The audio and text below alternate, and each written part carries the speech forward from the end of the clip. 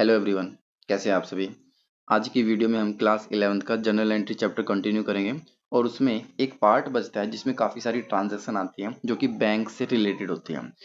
तो इनको सबसे पहले आपने बोलना है बैंकिंग ट्रांजैक्शन। ठीक है, तो बैंकिंग ट्रांजैक्शन जितनी भी आएगी, डजेंट मैटर डिपॉजिट से रिलेटेड है, विड्रॉन से रिलेटेड है, उन सभी ट्रांजैक्शन को cheque issued, dishonour, endorse, transfer, सभी की जो हम यहाँ पे एंट्री कवर करने वाले हैं। तो चलिए करते हैं स्टार्ट। तो कॉन्सेप्ट क्या कहते हैं कि जब भी मान लेते हैं ये हमारा बिजनेस है, ये ये हमारा बिजनेस है और ये हमारा बिजनेस मैन है। ठीक है, तो जब भी बिजनेसमैन अपने बिजनेस के अंदर से पैसा बैंक के अंदर डिपॉजिट कराता है तो इसका इम्पैक्ट क्या होगा कि आपका बैंक बैलेंस बढ़ जाएगा। ठीक है, या फिर बैंक बैलेंस इंक्रीज हो जाएगा, ऐसे कह सकते हो आप। और जब भी और इसी ट्रांजैक्शन में क्या होगा, बैंक में हमने डिपॉजिट कराया है तो हमारे पास जो कैश है बिजनेस के पास वो कम हो जाएगा, या फिर ऐसा कह सकते हैं कि वो डिक्रीज हो जाएगा। तो एक तो ये इम्पैक्ट आता है डिपॉजिट के टाइम पे। सेम अगर हम बैंक से विड्रॉन करते हैं तो हमारा बैंक बैलेंस क्या होगा, माइनस हो जाएगा। बैंक से पैसे निकालें तो बैंक बैलेंस डिक्रीज हो जाएगा, और बैंक से पैसे निकलने के बाद वो पैसा कहाँ पे आ गया, अल्टीमेटली बैलेंस बिजनेसमैन के हाथ में आ गया। तो कैश बैलेंस हमारे यहाँ पे क्या इंक्रीज हो जाएगा या फिर प्लस हो जाएगा, ऐसे कह सकते हैं। ठीक है, तो ये तो हमने बेसिक सा कॉन्सेप्ट समझ लिया कि डिपॉजिट और विड्रॉन के टाइम पर दोनों में क्या चेंजेस आता है, कब डिक्रीज होता है कब इंक्रीज होते हैं। अब आपको समझना है कि जब इस एंट्री को क्या कहते हैं, जो भी हमने ट्रांजैक्शन अभी किए हैं, तो बेसिकली इस ट्रांजैक्शन का कोई तो नाम होगा। हाँ जी, इसका नाम है कॉन्ट्रा एंट्री। तो आपने क्या सीखा कि जब भी हम बैंक में डिपॉजिट करते हैं या फिर विड्रॉन करते हैं जिसमें हमारा कैश और बैंक अकाउंट डेबिट या फिर क्रेडिट होते हैं तो उन सभी ट्रांजैक्शन को कॉन्ट्रा कहते हैं। तो कॉन्ट्रा में बेसिकली दो ही चीजें आती हैं कि जब हमने अमाउंट डिपॉजिट कराया बैंक में जाके और वो जो एंट्री हमने की है वो कॉन्ट्रा एंट्री होती है, और जब भी हमने बैंक से विड्रॉन किया है, अमाउंट को निकाला है, विड्रॉ किया है, विड्रॉन किया है, एक ही मतलब है, तो वो भी कॉन्ट्रा एंट्री आती है। अगर हमने चेक दिया है, किसी पार्टी ने दिया है, किसी दूसरी पार्टी ने डिपॉजिट करा दिया है, तो वो बेसिकली नहीं आएगी। हमारा कैश और हमारा बैंक जब भी डेबिट या क्रेडिट होता है तो कॉन्ट्रा एंट्री के अंदर आता है, और वो मैंने एक्सपेक्ट भी आपको बता दिए, या तो डिपॉजिट का केस बनेगा आपका हमेशा, और या फिर जब भी आप बिजनेस के अंदर से पैसा निकालते हैं तो वो भी कॉन्ट्रा एंट्री ही मानी जाती है। तो एमसीक्यू में आपसे पूछ सकते हैं डिफाइन कॉन्ट्रा एंट्री, और आपको जो है एमसीक्यू में ऑप्शन मिल सकते हैं deposit, withdrawn, check issued, dishonour, rent, इस तरीके से। तो ये भी हमने सीख लिया। इसके बाद एक न्यूमेरिकल करते हैं जिसमें हम सारी की सारी ट्रांजैक्शन को करेंगे जो कि बैंक से रिलेटेड होने वाली है। तो चलिए स्टार्ट करते हैं। क्वेश्चन 6 कहता है कि पास necessary general entry for the following transaction, और ये ट्रांजैक्शन किससे रिलेटेड है, ऑब्वियसली बैंक से रिलेटेड है। चलिए, 1 अप्रैल डिपॉजिट इनटू बैंक। तो देखिए, जब आपने, ये आपके पास कैश है, बिजनेसमैन के पास कैश था, तो जैसे ही बिजनेसमैन ने अपना कैश डिपॉजिट कराया होगा, कहाँ पर, बैंक में डिपॉजिट कराया होगा, तो उससे क्या हुआ होगा कि हमारा बैंक बैलेंस इंक्रीज कर गया होगा और कैश हमारा डिक्रीज कर गया होगा। और गोल्डन रूल क्या कहता है कि जो भी असेट्स इंक्रीज करती हैं आपने उसको क्या कर देना होता है, डेबिट कर देना होता है, और जोन सी भी असेट्स डिक्रीज करती हैं आपने उसको क्रेडिट कर देना होता है। तो bank account debit to cash account. तो चेक करते हैं, एंट्री हमारी सेम ही है कि bank account debit to cash account, और अमाउंट सेम ही रहेगा, 30,000 डिपॉजिट कराया था, 30,000 से रहेगी। यहाँ पे नरेशन में आप मेंशन कर सकते हैं being cash deposit into bank, जो भी ट्रांजैक्शन के अंदर एक्टिविटी हुई है बेसिकली उसी को मेंशन करना होता है यहाँ पे। नेक्स्ट ट्रांजैक्शन देखते हैं, कैश विड्रॉन फ्रॉम बैंक। इस बार हमने बैंक से पैसा निकाले तो बैंक से तो माइनस हो जाएगा, और आपके पास कैश, आपके हैंड में पैसा आ जाएगा तो आपका वो प्लस हो जाएगा। और जो भी इंक्रीज करता है असेट्स के रिगार्डिंग उसने डेबिट करना होता है। तो cash account debit to bank, यहाँ पे उल्टा हो जाएगा, cash account debit to bank account. ठीक है, क्योंकि पैसा बैंक से निकाला है तो हमारी ये वाली असेट्स बढ़ जाएगी। ठीक है, तो इस तरीके से जो भी हमारी असेट्स इंक्रीज होती है आपने डेबिट करना होता है। या फिर अगर आप गोल्डन रूल या फिर ट्रेडिशनल रूल के थ्रू जाना चाहते हो तो वहाँ पे लिखा हुआ है कि जब भी हमारी असेट्स बिजनेस के अंदर आती है तो हम डेबिट करते हैं। Debit what comes in, bank से पैसा निकाला तो बिजनेस के अंदर क्या आया है, कैश आया है। और जब भी हमारी असेट्स बिजनेस से बाहर चली जाती हैं या फिर हमारी डिक्रीज हो जाती है तो उसको क्रेडिट करना होता है, और 2 का मतलब यहाँ पर क्रेडिट ही होता है। इसके बाद 1 अप्रैल की एंट्री हो गई है, 3 की हो गई है। वेजेस पेड बाय चेक, जहाँ पर भी आपको चेक दिखता है, अगर हमने पेमेंट किया किसी लेबर की चेक के थ्रू, वेजेस हमारा एक्सपेंडिचर था, तो वेजेस तो डेबिट होना ही होना है, क्यों? क्योंकि हमारा एक्सपेंडिचर है। गोल्डन रूल कहता है debit all expenses and losses, यानी कि जब भी बिजनेस के अंदर आपको एक्सपेंसेस दिखाई देता है तो आपने उसको डेबिट कर देना होता है। तो वेजेस हमारा क्या है? एक्सपेंसेस है, तो यही रीजन है कि हमने इसको यहाँ पे डेबिट किया है।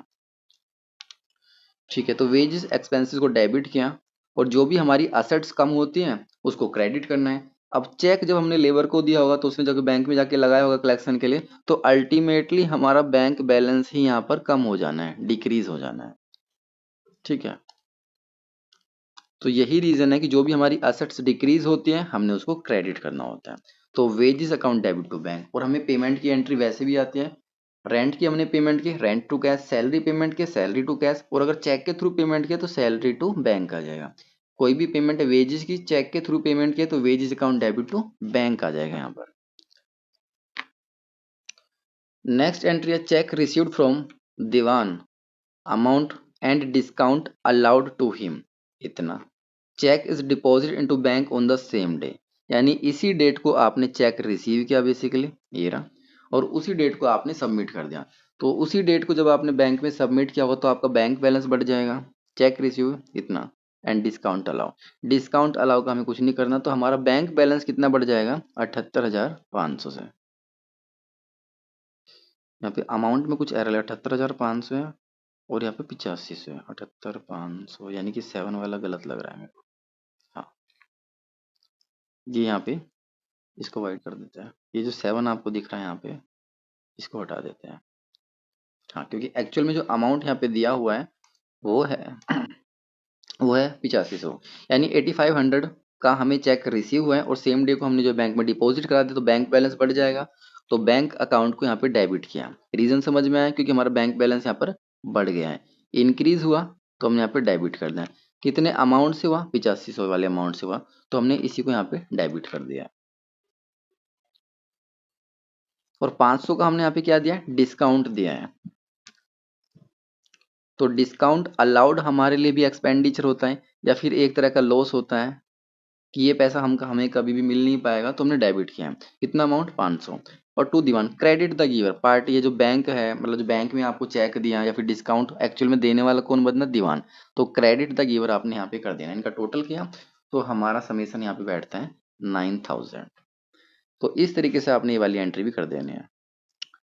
तो 10 अप्रैल की एंट्री डन हो गई है। इसके बाद है 12 अप्रैल की।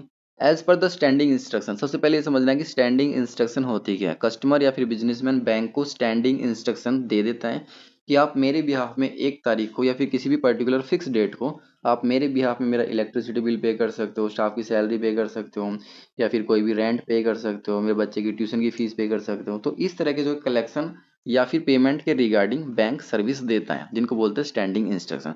अब इसमें बेनिफिट ये होता है कि कस्टमर को या फिर बिजनेसमैन को रिमाइंड नहीं करना पड़ता कि यहाँ से कलेक्शन लेना है और यहाँ पे पेमेंट करना है, वो काम कौन कर लेता है? बैंक कर लेता है। तो इसका मीनिंग हमने समझ लिया। स्टैंडिंग इंस्ट्रक्शन क्या होता है? बैंक पेड टेलीफोन बिल, जैसे ही बिल ड्यू हुआ, 1 मंथ कंप्लीट हुआ, तो बैंक ने बिना इंफॉर्मेशन के टेलीफोन का अमाउंट दे दिया। क्यों? क्योंकि बिजनेसमैन ने ऑलरेडी इंस्ट्रक्शन किया हुआ था, स्टैंडिंग इंस्ट्रक्शन के अंडर आता है। तो बैंक पे करे या फिर बिजनेसमैन पे करे, है तो एक्सपेंडिचर ही। तो telephone bill expenditure account debit, और बैंक ने पे किया है तो टू बैंक।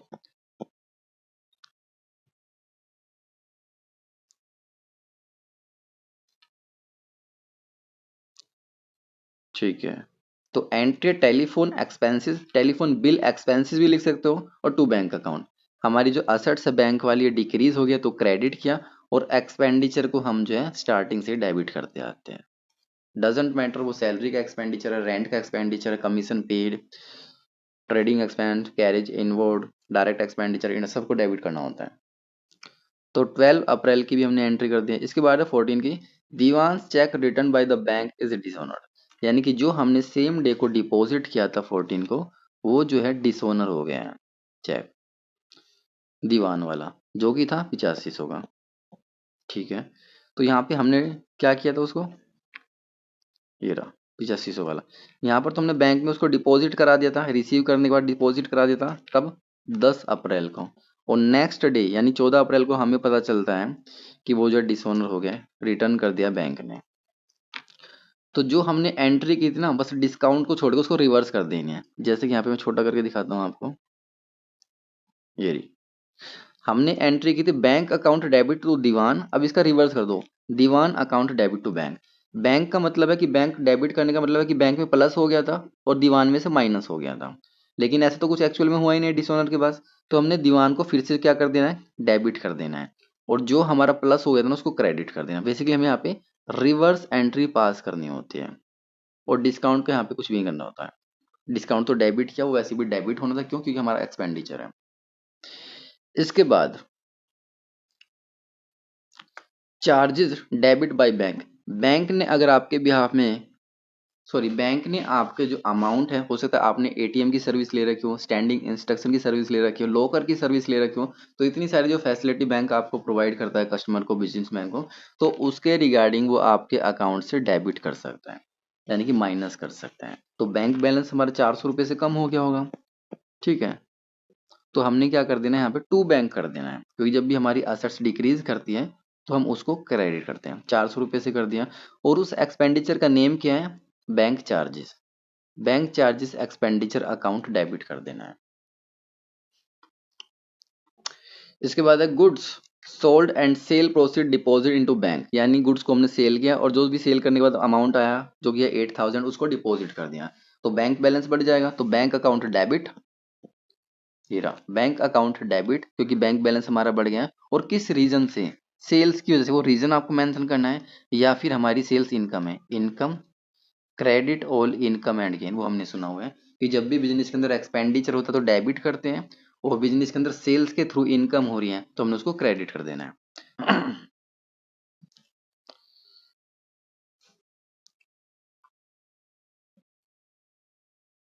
इसके बाद second last entry, bank has paid insurance premium as per the standing instruction, यानी बिजनेसमैन ने बैंक्स को इंस्ट्रक्शन प्रोवाइड की हुई थी कि जैसे ही मेरा इंश्योरेंस का टाइम आता है, इंश्योरेंस की डेट ड्यू होती है, तो आप मेरे बिहाफ में पेमेंट कर देना। तो बैंक ने जब पे किया होगा तो बैंक बैलेंस कम हो गया, कितने से, 1800 से। और एक्सपेंडिचर का नाम क्या है, इंश्योरेंस अकाउंट, इंश्योरेंस एक्सपेंडिचर लिख सकता हूँ। इंश्योरेंस प्रीमियम अकाउंट डेबिट, ये हमारा एक्सपेंडिचर है, और बैंक ने पेमेंट किया है तो बैंक बैलेंस हमारे यहाँ पे कम हो जाए, क्यों? क्योंकि जब भी हम पेमेंट करते हैं, बैंक से पेमेंट की तो टू बैंक, कैश से पेमेंट की तो टू कैश, इस तरीके से आपने करना होता है। अब लास्ट एंट्री देखिए, सारी की सारी ट्रांजैक्शन यहाँ पे बैंक और कैश से रिलेटेड ही होने वाली है।